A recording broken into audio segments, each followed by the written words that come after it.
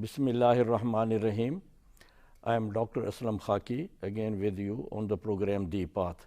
Today's topic for discussion is importance of knowledge in religion as well as in our life. At the time of Genesis of the first creation, that is the Adam and Eve, the angels were very much concerned about the creation of the Adam and Eve. They asked Allah Almighty that why He is going to create a new creation while we are there to just glorify you or to make tasbih for you. Allah Almighty made a demonstration and showed them by just teaching or giving the knowledge of the things to Adam by saying, وَعَلَّمَ آدَمَ الْأَسْمَاءَ كُلَّهَا. Allah Almighty taught the asma, all the things, names and the knowledge about the things, and then put them in competition with the angels. However, it was manifested that the knowledge would be the distinction of this human being, while the knowledge would not be, is not a distinction for the angels. Angels are provided only the orders. They are not supposed to be given the reason for the orders, or they are not given the option to obey or disobey the order. So this distinction was there, that the man has a distinction of knowledge. So he was given the priority, and the Usjudu li Adama was the order of the day, that you should bow to Adam, you should bow to knowledge, in fact, if it is taken in that sense. So knowledge was respected and revered at the time of the creation of the Adam and the Eve. Similarly, we see that the lost Prophet ﷺ, the first revelation came with the same context, that Iqra bismi rabbika allazi khalaq, that you should read with the name of Allah who has created the man. And then again it was said, Allama bil qalam. The second step was that Allah has taught the man with pen, that is the writing. First was the reading, Iqra, and then was the writing. And then it was said, wa allamahul bayan. In other verse it was said that God has also taught the man how to express his knowledge. Allamal bayan, bayan means to express. It's not that he should keep the knowledge in his custody. He should acquire knowledge through reading, through writing, and then express it to the people, to make it preaching or educating the other people, teaching the other people. Same case we see that Quran says, Hal yastavi allazina ya'lamuna wal lazina la ya'lamun. Can the people who are in knowledge and the people who are without knowledge be equated? No, they are not equal, because the knowledge has the superiority and the fadl over the other things. So again we see that at the time of Badr, here is what I am going to tell you, the power of the knowledge.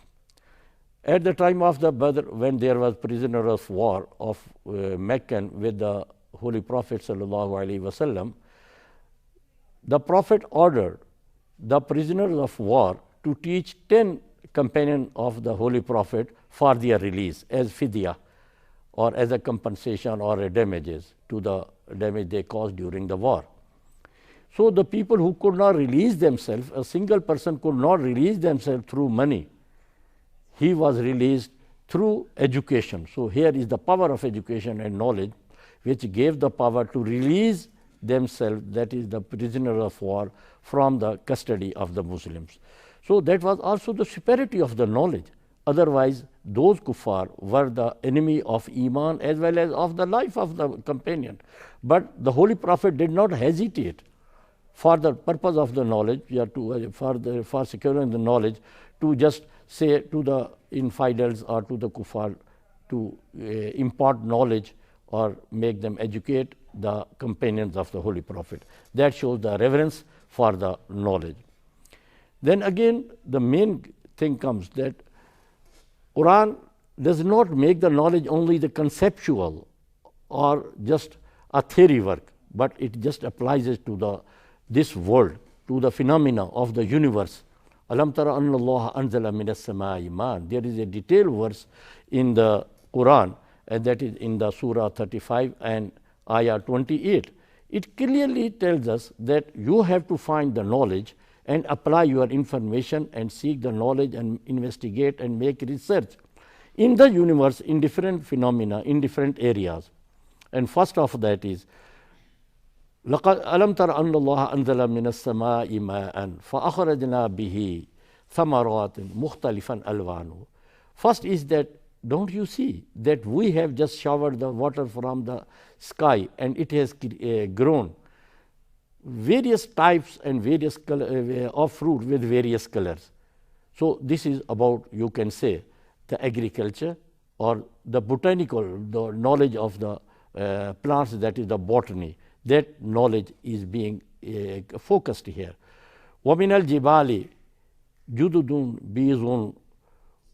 And you see in the mountain that there are different layers in the mountain, in the stones, and then there are white, there are red and the black lines there. So that is also a proof that there is God, and that has been created by Allah Almighty and not by some auto mechanism or by just some nature without the help of God or without the order of God. And then it says that وَالدَّوَابِ وَالْأَنْعَامِ مُخْتَلِفٌ أَلْوَانُهُ. That then you see and just investigate into the creation of the animals, of the people themselves. You will see that there are a variety of the people, and billions of people, and none of them is equal, similar, exactly similar to each other. You can differentiate the millions of the people, even to twin brothers or the people of the same family. You can differentiate between them. Each and every has separate gene, separate feature, which can, that is the proof that it is the Allah Almighty who has created them with the distinction, with the purpose of differentiating them. And at the same time, Quran says, just by describing these botany, geology, anthropology, biology, that four field, and it says without any break, إِنَّمَا يَخْشَى اللَّهُ مِنْ عِبَادِهِ الْعُلَمَاءِ. Indeed, the ulama, that is the scholars, they get afraid, they feel the fear of Allah Almighty. That is, they feel themselves accountable before Allah because they have seen all these things, all these phenomena with evidence, by investigation, by inquiry, by research. So they are more convinced than the people who do not make research and flatly they accept the things. But what they do it, that they make investigation.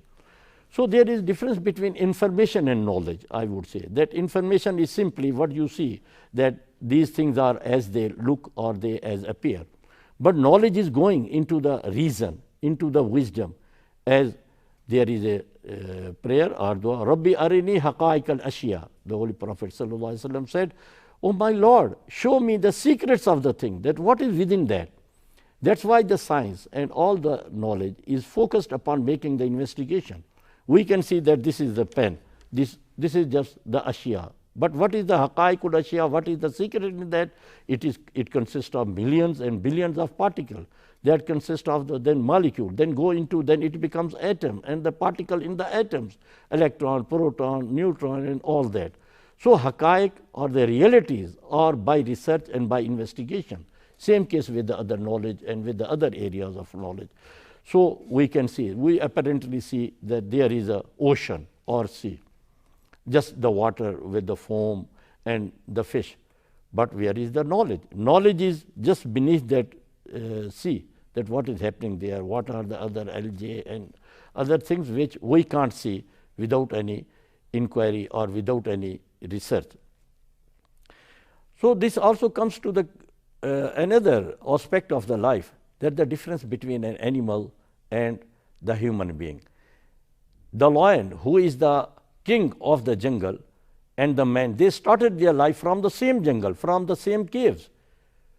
But the lion is still living in the cave. But on the other hand, the man applied his knowledge and he improved his information, applied the information, converted it into knowledge, and now he has constructed the houses, luxurious houses. Same case, today we can see that the lion or the tiger is still eating the meat or doing all those things which he used in the primitive stage. but the man has gone to that cooking the meat and then making it barbecue or buffet or all that. He has converted because he has made a knowledge. He has applied that knowledge. So the man and the animal, we can differentiate it in the sense that the animal does not progress, does not apply his information or knowledge for the development, while the man applies his information and knowledge for the development. So this is what Quran also says. Ulaika kal an'ami bal hum adall, that they are like the animals, rather worse than the animal, because they do not apply their wisdom over the things which they see or which they practice. Then the Holy Prophet ﷺ also just emphasized the knowledge and said, Utulubul ilma min al mahdi ila al-lahad, that you should continue acquiring knowledge from the lap to the grave, that there is no start or no end, rather it is right from lap to the grave. That is, it is a continuous activity. Acquiring knowledge is a continuous activity. Again the Prophet said, sallallahu alaihi wasallam, talabul ilmi faridatun ala kulli muslimin wa muslima, that procurement or seeking the knowledge is obligatory for all the Muslims, whether they are male or female. So there is no distinction between the male and the female, but all are supposed to get the knowledge, and that knowledge may be about the dini knowledge or the worldly knowledge. Both are just acquired. And the knowledge is there, as we were discussing, that what should be the reason behind that? The reason is that it is in the nature of the man that he should know the reason behind any order, behind any phenomena. As we see that the Holy Abraham asked Allah Almighty, Rabbi arini kayfa tuhyi al-mawta, oh my Lord, show me how would you go for resurrection or just make the dead bodies alive. Allah Almighty said, قال أَفَلَمْ تُؤْمِنْ قال بَلَى وَلَكِنْ لِيَطْمَئِنَّ قَلْبِي. Lord, Allah Almighty asked Abraham, don't you believe in it that I can do it? Abraham said, no, sir, I believe in it, definitely, but to satisfy my heart. So it means the satisfaction of the heart comes by when you see the things, when you investigate into the things, when you just make it with evidence. So the evidence is there. So knowledge is acquiring the evidence for that. Even in the Constitution of Pakistan, through 8th Amendment, a new article 19A has been inserted. That is, the right to information, right to knowledge is one of the fundamental rights of a person. Because if you don't know a thing, then you can't act upon it. Then you can't deal with those things. So all that is that we have to acquire the knowledge at all the levels. As we said, that it is the prerogative of the human being to have the reason behind any order, to differentiate between good and bad, and he has also the option, as Quran says, وَهَدَيْنَاهُ النَّجْدَيْنِ, that we have given him the two paths, we have provided to him. Now it is up to him whether he goes for the good or he goes for the right. But the knowledge has been provided. That's why the prophets come to provide the knowledge of good and bad to the people, so that they may have the option with them and they may act upon it or they may leave it, because they have the option to do anything. So in this context, we see that knowledge is very much important in the matters of deen as well as in the matter of this world, and nobody can just ignore it. It is on the basis of knowledge that we are flying in the air, just sailing on the water, and doing all these things which we are enjoying as a luxury or as a facility. So the knowledge is our not only the obligation of the deen, but as well as it is our need in our daily life. But we must apply this knowledge for the useful purpose, for the positive thing, and not for the mass distraction or for the other things. Thank you.